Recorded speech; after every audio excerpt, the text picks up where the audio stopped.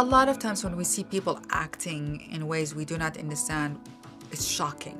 How could people kill in the name of religion or God? How could people oppress in the name of freedom and democracy? How could you just don't understand that other?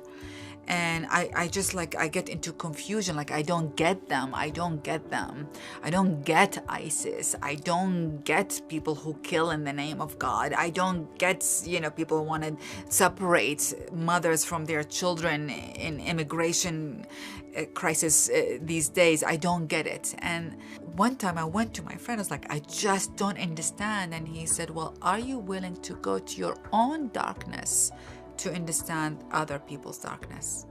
Now, honestly, up until that moment, I didn't think that I have darkness. I call it like the Batman journey. You have to go into your own cave, understand the darkness inside. In order from that own understanding, you go to other people's darkness to understand their darkness. And from there, you communicate. And from there, you bring a new light, hopefully. And so I have a practice. He showed me this practice where it's in my home. I sage my home, but that's my thing. I put candles around me, and I put my mattress on the floor, or I just my cover on the floor, and I'm like silent, and I just put the soundtrack of the mission. It's just where what I learned is called a music journey. You can do it in other music. You can do it on only drums, only sticks, or only flute. But just 1 hour of your letting yourself go with an intention, and you're hearing a certain sound, and you say, this, my intention is to find my darkness or whatever it is you're looking for. And from there I go, and I let myself loose. It's a safe space where I do not judge the part of me that I'm uncomfortable with. So I allowed myself that space to experience it. Lord and behold, I went to arrogance. And honestly, if you told me that I was an arrogant person up until that moment, I would tell you absolutely not. I'm the most humble person. I work with the poorest of the poor. My dedication is the most marginalized people in the world. I am a humble person. And yet where I went to in my own space of exploring my darkness, I went to arrogance. Then I needed to decide. I need to allow myself to experience it, to understand it. That's the exercise, to understand your own darkness. And I have to tell you, I was like, when I let myself live my arrogance, I loved it. It felt excellent.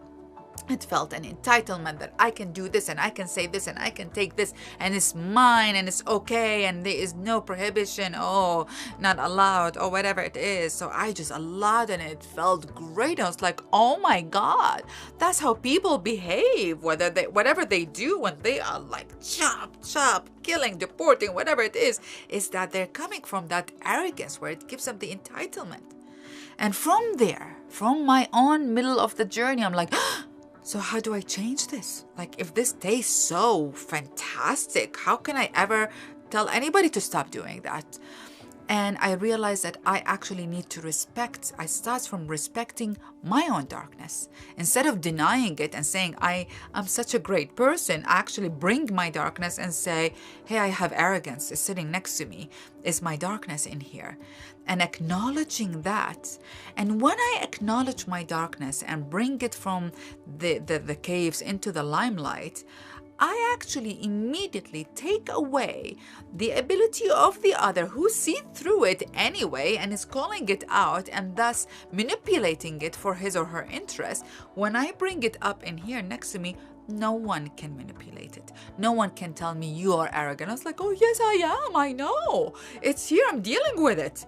Yes, no one can tell me, oh, you're such an impatient woman. I was like, yes, I know I'm impatient. I know I'm arrogant. Oh, I know I'm angry. Oh, whatever it is. Rather than being ashamed of it, you actually bring it up and address it and talk about it and respect it. And this way, you take away the ability of others to manipulate them, to manipulate my own darkness or the darkness of others. I actually believe if we all do that, then we do not allow those who are manipulating and talking about, oh, this is what everyone wants to do. We don't give them the power. We own our own power and saying, this is my darkness and this is my goodness, and still I am against the deportation of mothers and separating them from their children. And still, I believe in this value or that value, whatever value you believe in. And still, I advocate for it, even though I know my darkness is here.